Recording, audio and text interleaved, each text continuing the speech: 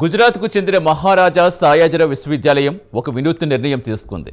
Sociology విభాగంలో మోదీ తత్వంపై ఒక పాఠ్యాంశం ప్రవేశపెట్టింది. కాగా 2026 జూన్ విద్యా సంవత్సరం నుంచి ఈ కోర్సు అమల్లోకి వస్తుంది.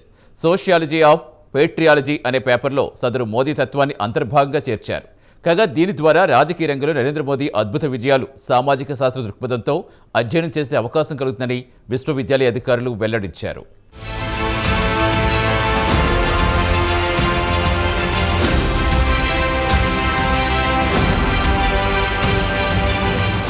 ప్రధాని నరేంద్ర మోదీ భారత్లో అత్యంత ప్రజాకర్షణ గల నేత.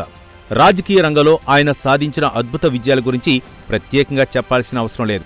కాగా తాజాగా గుజరాత్కు చెందిన మహారాజా సాయాజీరావు విశ్వవిద్యాలయం ఒక వినూత్న నిర్ణయం తీసుకుంది. సోషియాలజీ విభాగంలో మోదీ తత్వంపై పాఠ్యాంశం ప్రవేశపెట్టింది. కాగా మోదీ తత్వంపై ప్రవేశపెట్టిన పాఠ్యాంశంలో గత 10 సంవత్సరాలుగా డిజిటల్ రంగంలో భారత్ సాధించిన విజయాలు, జనంలో పెరిగిన జాతీయతావాదం, ప్రపంచీకరణ, వేర్పాటువాద రాజకీయాలు వంటి అనేక విషయాలు కూడా ఉంటాయని విశ్వవిద్యాలయ అధికారులు వెల్లడించారు.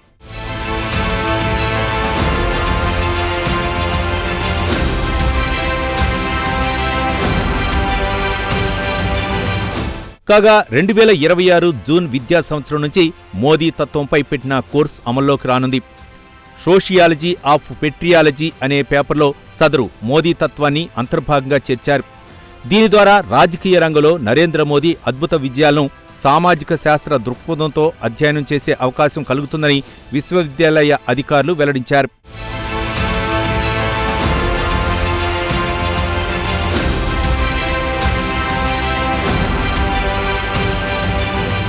కాగా ఇంతటి ఘనత సాధించిన ప్రధాని నరేంద్ర మోదీ జీవితం పూలపాన్పు కాదు. నరేంద్ర మోదీ 1950 సెప్టెంబర్ 17న గుజరాత్లోని మొహ్సానా జిల్లాలోని వాద్ నగర్లో ఒక మధ్యతరగతి కుటుంబంలో నరేంద్ర మోదీ జన్మించారు. స్థానిక స్కూల్లో చదువుకున్నారు. 1970లో విశ్వ హిందూ పరిషత్లో నరేంద్ర మోదీ చేరారు. విశ్వ హిందూ పరిషత్ నుంచి 1987లో భారతీయ జనతా పార్టీలోకి ఆయన ప్రవేశించారు. ఆ తర్వాత బీజేపీలో అంచెలంచెలుగా ఎదిగారు.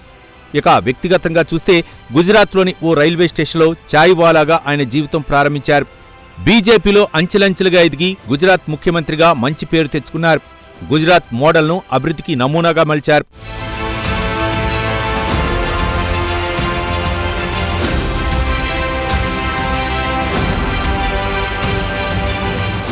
నరేంద్ర మోదీ హయాంలో గుజరాత్ మోడల్ దేశవ్యాప్తంగా తెరమీదకు వచ్చింది.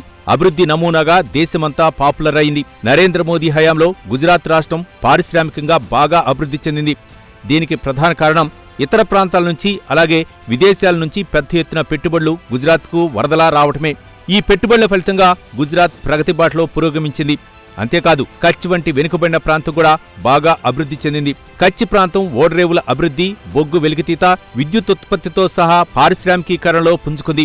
సర్దార్ సరోవర్ ప్రాజెక్టు ద్వారా కచ్ ప్రాంతానికి సాగునీటిని అందజేశారు. దీనివల్ల కచ్ ప్రాంతంలో ఎక్కువ భూమి సాగులోకి వచ్చింది. అలాగే వ్యవసాయ ఉత్పాదకత కూడా పెరిగింది. ఈ కొత్త ఆర్థిక కార్యకలాపాలన్నీ కూడా భూమి ధరల పెరుగుదలకు దారితీశాయి. ఫలితంగా వెనుకబడిన కచ్ ప్రాంత ప్రజలు ఆర్థికంగా అభివృద్ధి సాధించారు. మొత్తంగా కచ్ ప్రాంతానికి ఆర్థిక పరంగా డిమాండ్ పడింది.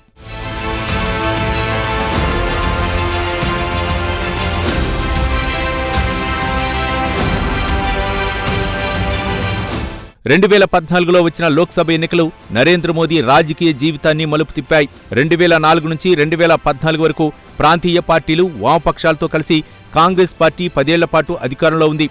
అయితే ఢిల్లీలో జరిగిన నిర్భయ ఘటన, అన్నా హజారే నాయకత్వంలో జరిగిన అవినీతి వ్యతిరేక ఉద్యమం, 2G కామన్వెల్త్ సహా అనేక ఇతర కుంభకోణాలతో 2014 నాటికి ప్రజల్లో కాంగ్రెస్ పార్టీ పరపతి పోగొట్టుకుంది. ఈ నేపథ్యంలో 2014 లోక్సభ ఎన్నికల్లో ప్రధాని అభ్యర్థిగా నరేంద్ర మోదీని భారతీయ జనతా పార్టీ ప్రకటించింది. దీంతో కొత్త తరం ఓటర్లకు కమలం పార్టీ దగ్గరైంది. 2014 లోక్సభ ఎన్నికల్లో భారతీయ జనతా పార్టీకి ప్రజలు పట్టం కట్టారు. దీంతో అదే ఏడాది మే 26న ప్రధానమంత్రి కుర్చీలో నరేంద్ర మోదీని కూర్చోబెట్టింది బీజేపీ అగ్రనాయకత్వం. స్వతంత్ర భారతదేశ 15వ ప్రధానమంత్రిగా నరేంద్ర మోదీ ప్రమాణ స్వీకారం చేశారు. దీంతో రాజకీయంగా నరేంద్ర మోదీ సెకండ్ ఇన్నింగ్స్ ప్రారంభమైంది. 5 ఏళ్ల తర్వాత 2019లో జరిగిన లోక్సభ ఎన్నికల్లోనూ నరేంద్ర మోదీ నాయకత్వంలో బీజేపీ విజయ దుందుభి మోగించింది. 2019లో సొంతంగా 303 సీట్లు సాధించి తిరుగులేని ఆధిపత్యం చెలాయించే స్థాయికి భారతీయ జనతా పార్టీ చేరింది. ప్రధానిగా నరేంద్ర మోదీ రెండోసారి బాధ్యతలు చేపట్టారు.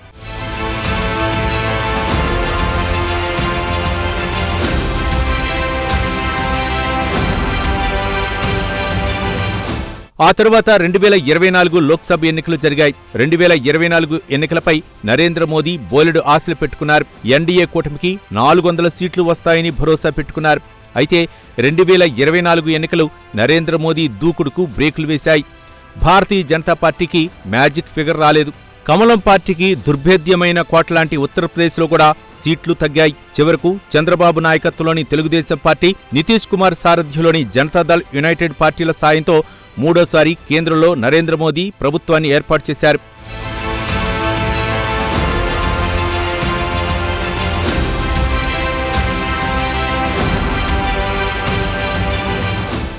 ఏది ఏమైనప్పటికీ అనేక అవరోధాలను దాటుకుంటూ రాజకీయ ప్రస్థానాన్ని కొనసాగిస్తున్నారు నరేంద్ర మోదీ. చివరకు దేశ ప్రధాని పదవి వరకు ఎదిగారు ఒకప్పటి చాయ్వాలా నరేంద్ర భాయ్.